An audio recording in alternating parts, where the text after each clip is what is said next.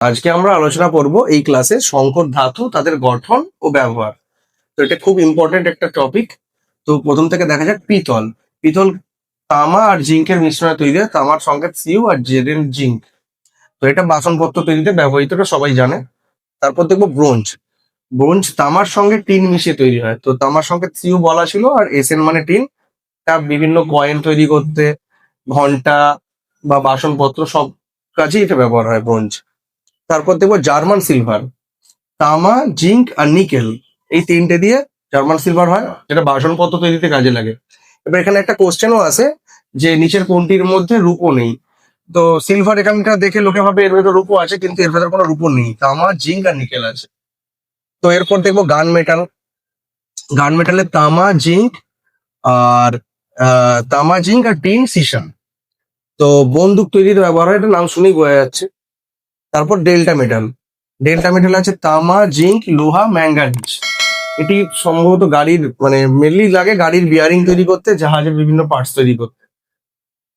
তো এরপর দেখবো ডুরালুমিন। ডেল্টা মেটাল লাগে জাহাজের যন্ত্রাংশ, তেমনি ডুরালুমিনটা লাগে মানে এয়ারক্রাফটের যে কোনো এরোপ্লেনের যন্ত্রাংশ তৈরি করতে। তো এর মধ্যে থাকে অ্যালুমিনিয়াম, তামা, ম্যাঙ্গানিজ, ম্যাগনেসিয়াম। আর এটা বলেই দিলাম ব্যবহার। এরপর বেল মেটাল। বেল মেটাল বা কাঁসা। তামার সঙ্গে টিন। তামার সঙ্গে টিন মিশিয়ে ব্রোঞ্জ হয়, এদিকে কাঁসাও হয়। এটাও আমরা জানি মুদ্রা, মূর্তি, বাসনপত্র বিভিন্ন জায়গাতে এটার কাঁসাও লাগছে। তো এরপরে স্টেনলেস স্টিল।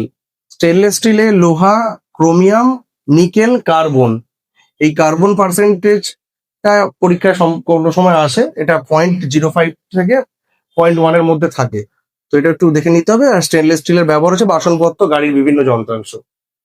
এরপর নাইক্রোম। নাইক্রোম তৈরি হচ্ছে নিকেল, ক্রোমিয়াম, লোহা দিয়ে। আর এখানে নিকেলের পার্সেন্টেজ 60%, এটা পরীক্ষায় আসে। আর এই নাইক্রোম তার প্রচন্ড হিট সহ্য করতে পারে, সেই জন্য বৈদ্যুতিক হিটার, তারপর আয়রন, যেসব ইস্ত্রি যেটাকে বলে আয়রন মেশিন, তো সেই জায়গায় এটা ব্যবহার করা হয়। আর এরপর যেটা লাস্ট, টাইপ মেটাল, যেটা থাকে টিন, সীসা এবং অ্যান্টিমনি। অ্যান্টিমনি সংকেত এসবি। সীসা হচ্ছে লেড ইংলিশটা, তার সংকেত পিবি। আর টিন হচ্ছে এসএন। তো এটা প্রিন্টিং এর কাছে, প্রিন্টিং টাইপ মেটালটা লাগছে।